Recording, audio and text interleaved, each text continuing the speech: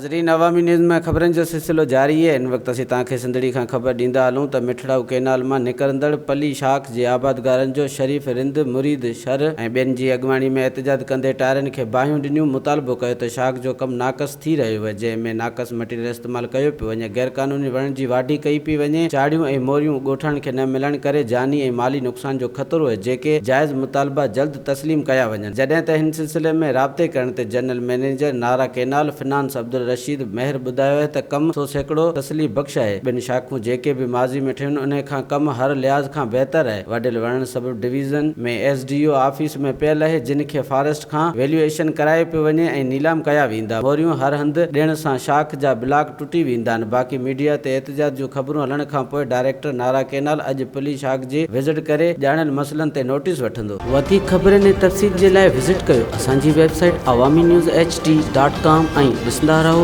Awami news HD।